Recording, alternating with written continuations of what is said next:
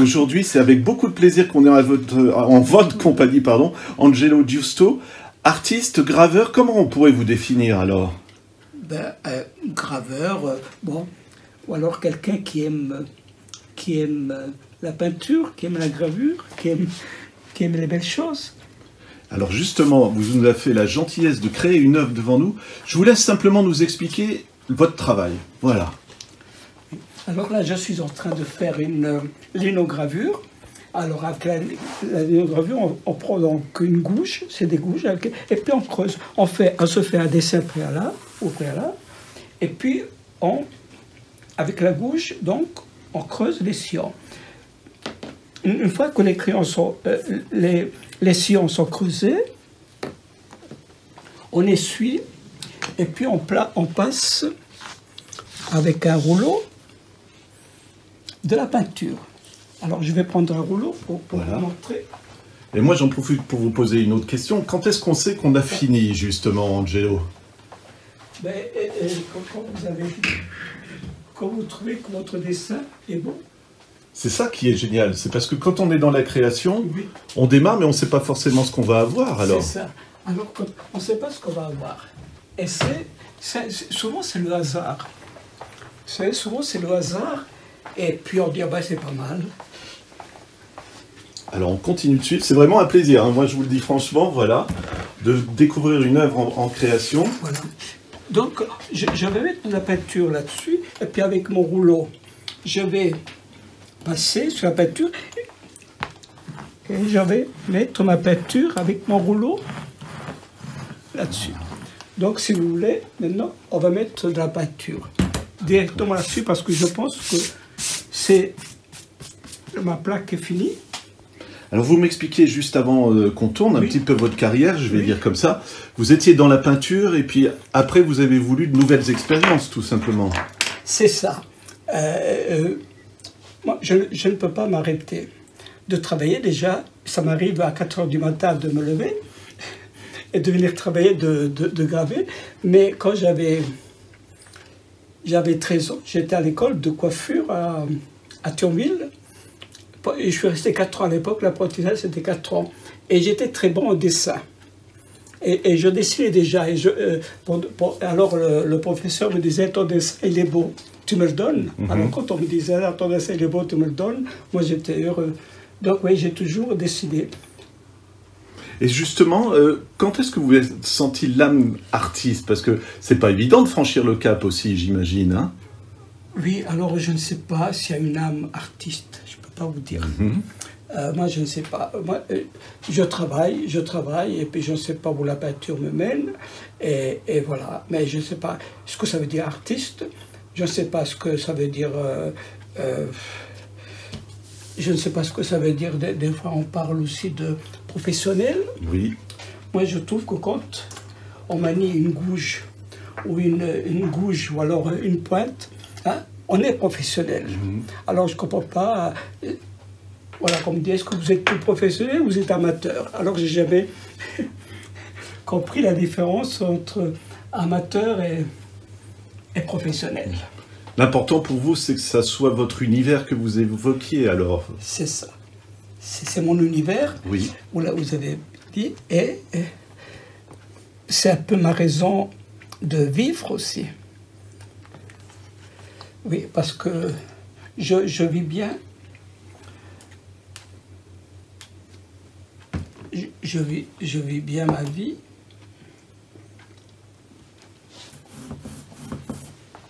La gravure, pourquoi justement vous avez décidé d'en faire? Parce que je suis allé voir par exemple à Versailles les gravures, le noir, la monochromie, j'aime bien, le noir et le blanc. Alors je suis, voilà, je me suis, comment dirais-je, passionné par ça, puis j'ai connu des artistes aussi qui font de la gravure.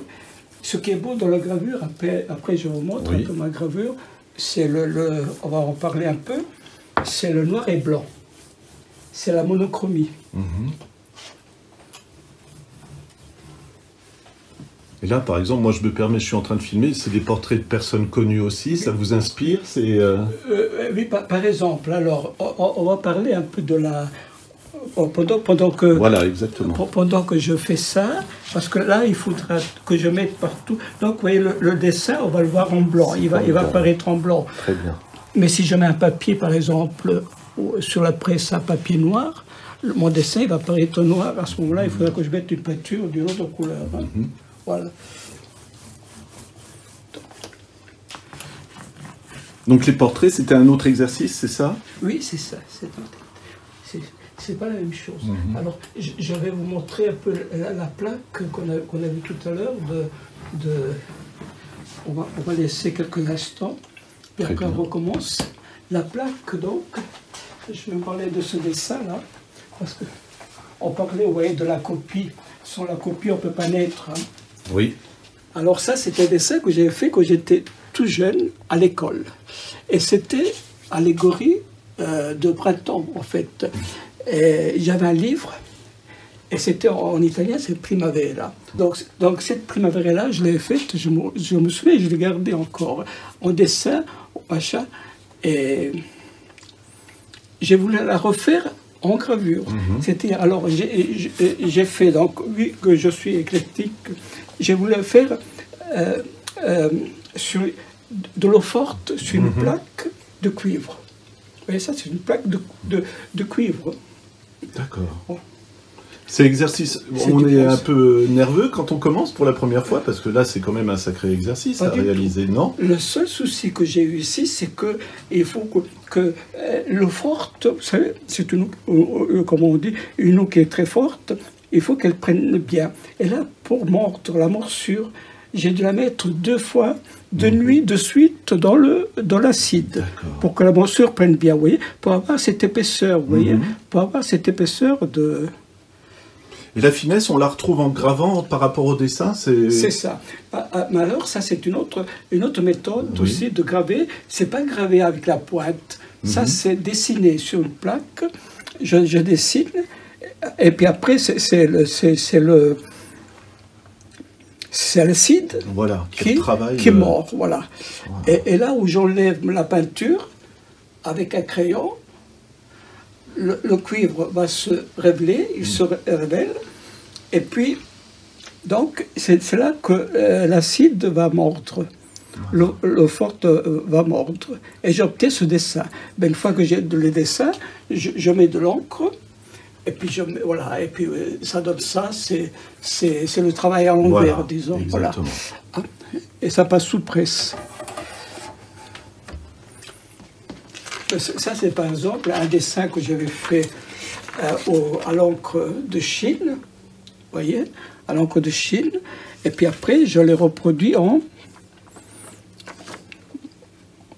C'est passionnant parce que le résultat, est-ce qu'on se demande si ça va être le même ou comment? Parce qu'il y a une part un petit peu d'imprévu, non, dans la gravure? Il y a une part d'imprévu, oui, une part d'imprévu dans la gravure. Alors, ça c'est magnifique aussi, voilà. Là, je suis en train de préparer pour la nouvelle année une carte postale. Une carte postale pour la nouvelle année. Voilà. Alors, pour les amis que j'envoyais. Alors, ici, c'est un ex-libris.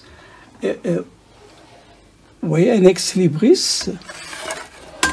Alors, l'ex-libris, vous savez, c'est normalement, on met l'emblème familial. Alors, comme mon père me racontait toujours que chez mon grand-père, il y avait des médecins, des pharmaciens, alors j'ai mis le caducée du médecin. Mon grand-père avait des vignes en Sicile, j'ai mis donc le raisin. Et mon père, il semait du blé. C'est magnifique, voilà. Donc j'ai fait l'emblème un peu de la famille. Vous m'avez raconté l'histoire d'un stagiaire que vous aviez, qui n'était pas satisfait parce qu'il n'avait pas reproduit comme l'original finalement. C'est ça. Vous lui avez expliqué justement que c'est ça le plus important finalement. Voilà. Tout à fait. Il faut s'approprier les œuvres, on dira. C'est ça, oui, il faut s'approprier des œuvres, oui, les œuvres. Oui. Faire de sorte que l'œuvre devienne le vôtre. Je vais faire juste une couleur, ça sera monochrome, mais après, c'est-à-dire, on peut faire, vous savez, en cachant avec du scotch. Oui, j'ai beaucoup de scotch, en cachant. Et puis laisser juste un dessin, par exemple. Laisser par exemple, oui, là, il y a la forme d'une femme. Oui. Oui, voilà, à genoux. Et faire ça d'une autre couleur. Hein. Donc c'est plusieurs passages, du coup on peut faire plusieurs passages. D'abord, on fait un passage, puis une fois qu'on a obtenu le premier passage, on peut faire un autre passage, après avec une autre couleur. On peut faire, par exemple, tout ce qui est verdure en vert, tout ce qui est végétation en vert, et puis le personnage, on peut le faire en rouge ou autre couleur. Alors je vous propose de faire déjà une linogravure et puis après une gravure à pointe sèche. Très bien. Pointe sèche, c'est la façon dont on travaille la pointe. Voilà. Ben, on va la mettre sous presse. On va la mettre là. D'abord, je vais mettre mon papier. Parlez-nous aussi de la presse, parce qu'elle est impressionnante, elle est magnifique aussi, non? Oui, c'est une belle presse, mais on me l'avait conseillé, c'est une maison de Nancy qui fait ses presses, et c'est à Paris quand j'étais à la Fondation Guerlain qu'on m'a conseillé cette presse. Alors c'est une des plus chères aujourd'hui, c'est une des meilleures, des plus performantes qu'il y a sur le marché des presses. Voilà, donc un petit réglage à faire.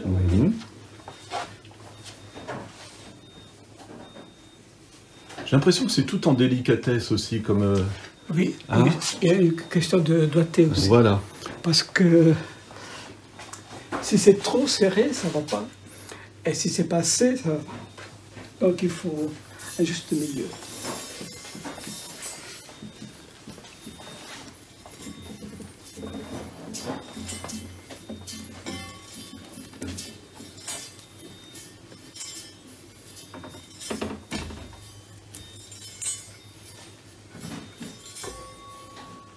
Bon, maintenant c'est l'heure de la vérité.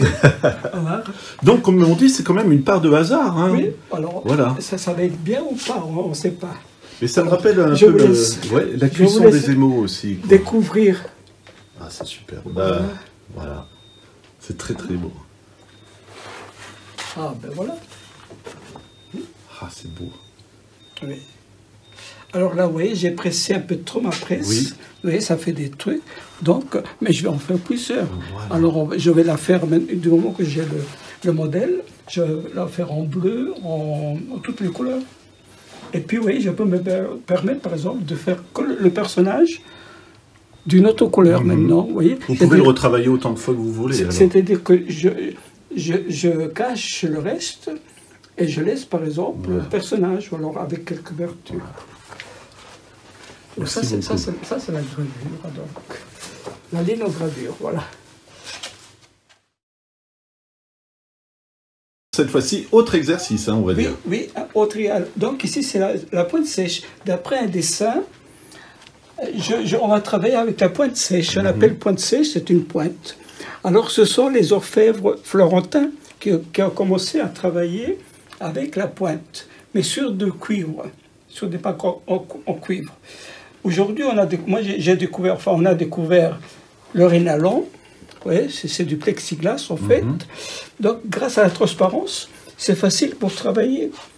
Oui, comme je reçois par exemple les enfants, je vais dans les écoles, les enfants travailler, c'est très facile. Il suffit donc de copier, vous voyez, de copier le dessin.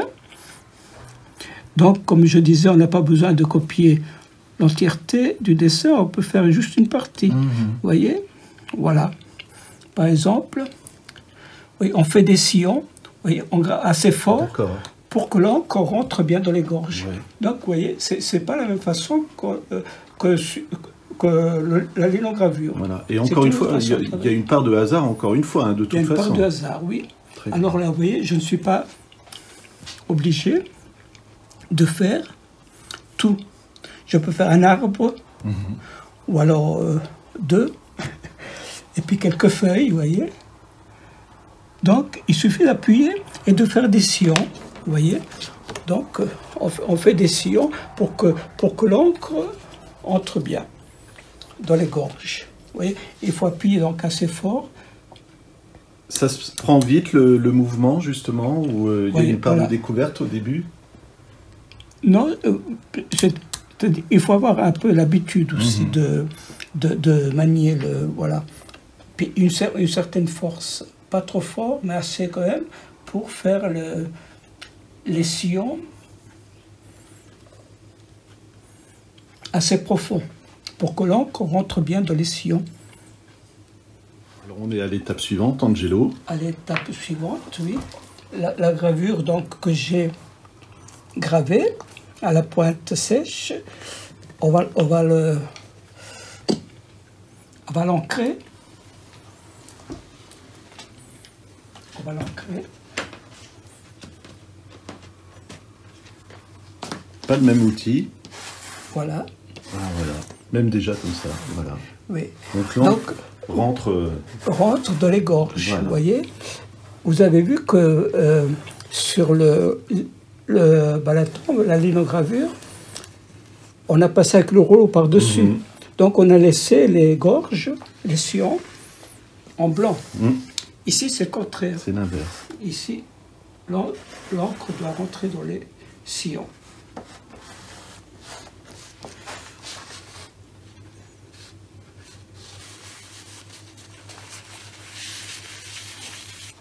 Maintenant que j'ai enlevé le surplus, je prends la tarlatane. La tarlatane, d'autant, il paraît que les demoiselles mettaient en dessous des jupons pour s'agrandir. Parce que c'est rigide. Et le fait qu'il y a des petits... ça n'enlève pas la peinture qui est dans les gorges, vous voyez. Tout de suite, voilà, ça aide aussi. Voilà. Oui, ça enlève ce qui est le surplus en fait de la peinture, mais ça n'entre pas dans les gorges. Ça laisse la peinture dans les sillons. Est-ce qu'il faut aller vite ou est-ce que l'encre sèche vite ou Parfois oui. Ça dépend du temps. Des fois l'hiver il fait plus froid, mais l'été il fait très chaud, alors ça sèche vite. Voilà. Donc il y a plusieurs façons de faire, par exemple, de le faire plus laisser un petit nuage, voilà, c'est ça que je voulais dire. Laisser juste un petit nuage et ne pas tout enlever.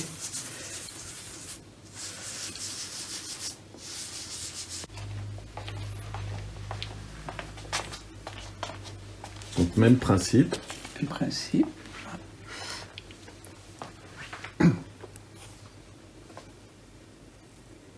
Alors, cette fois-ci, tout à l'heure, j'ai mis du papier sec. Maintenant, il faut mettre du papier mouillé. Pour la gravure, vous voyez. J'ai mouillé du papier.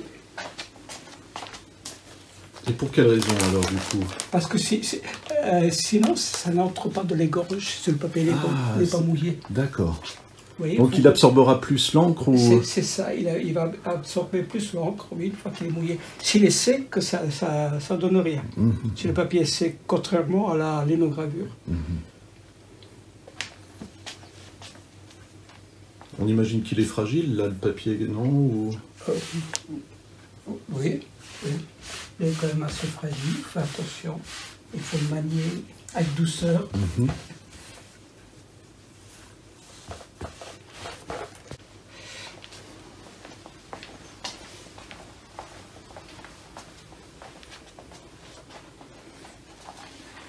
On va essayer de le centrer, plus ou moins.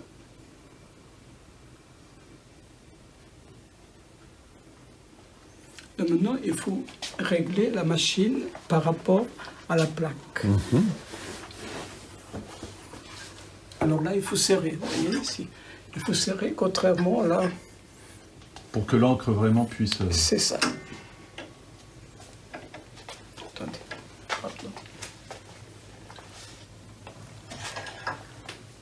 Il faut serrer à fond.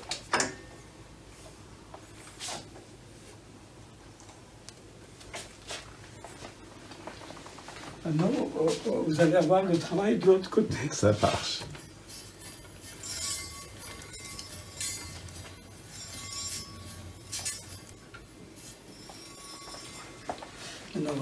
Maintenant, c'est la découverte.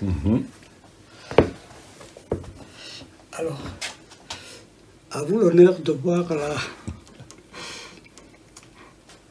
la gravure, le résultat. Ouais, voilà. C'est magnifique. C'est émouvant quand même, hein, de découvrir à chaque fois. Bien, oui. Alors, vous voyez, j'ai laissé un petit fond gris, exprès. Donc, si je l'essuie un peu plus, alors le dessin sort un peu plus. Et on peut faire le même principe, plusieurs couches ou des choses comme ça que... Non, là c'est une fois. Est belle. J'ai vu tous les livres de graveur que j'ai, c'est en monochrome. Soit c'est sépia ou alors en noir et blanc, vous voyez, en monochrome. C'est des gravures anciennes. Donc là, c'est exactement le même geste que ce que vous venez d'accomplir. C'est ça, il travaillait comme ça. Seulement, la différence, c'est que dans le temps, il travaillait sur des plaques de cuivre. Aujourd'hui, je prends le Rénalon pour rendre la vie plus facile, disons. Voilà. Mais sinon, le résultat, vous avez vu, est le même que... C'est vrai. Et j'avais exposé dans des grands salons. Et puis, alors, il y a des personnes qui ont insisté, par exemple, ça, c'est du cuivre. Puis moi, je n'ai rien dit, j'écoutais. Alors, la différence, donc, voilà. La différence, vous voyez, mais tout ça, c'est fait avec des outils anciens. Des outils anciens. Ça vous arrive encore quand même, le cuivre, comme vous l'avez fait par rapport à Botticelli? Oui, de temps en temps, oui, je prends le cuivre, oui. Je prends des plaques, j'ai encore des plaques de cuivre et je grave. Mais vous voyez, ça fait mal déjà au poignet parce que c'est plus dur. Alors que là, il y a une facilité de graver la plaque sur la transparence, en fait. On est devant vos créations. Voilà. Hein. C'est le mur des gravures. Voilà. Je fais un petit mur de gravure de création. Un petit clin d'œil. Voilà. Et vous les changez de temps en temps ou c'est toujours les mêmes? Je les change de temps en temps, voilà. Et puis là, voilà, ce sont des gravures qu'on peut choisir comme ça sur... Voilà. Alors, il faut bien préciser que vous les vendez aussi. Hein. Voilà, c'est ça. Angelo, on a vraiment découvert juste une toute petite partie de vos aspects, de vos créations artistiques, pardon. Mais vous proposez aussi des stages. Dites-nous comment on procède alors. Oui, je fais des stages, vous voyez, je reçois des écoles, des groupes aussi, des amis, des grandes personnes. Et puis on se met là à graver, on grave. Normalement, pour bien faire, il faut une matinée. Je fais des stages d'une matinée ou d'une après-midi,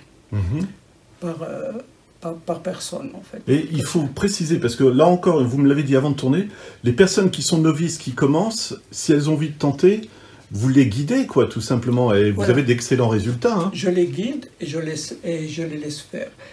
Et puis, parce que ce qui est bien, c'est que avec la transparence, c'est facile pour tout le monde. C'est un travail très facile, vous avez vu, hein, pour travailler. Alors, ça encourage des gens. Voilà. J'ai eu des enseignants aussi qui sont venus aussi pour apprendre, pour à leur tour apprendre aux enfants aussi comment graver. Donc, ils sont venus apprendre la gravure d'abord chez moi. Puis après, ils ont fait le pas d'acheter une presse. Ils ont acheté une presse pour l'école. Ou pour, voilà. Bah, Angelo, c'était un plaisir de vous rencontrer. Merci pour tout, en tout cas. De rien.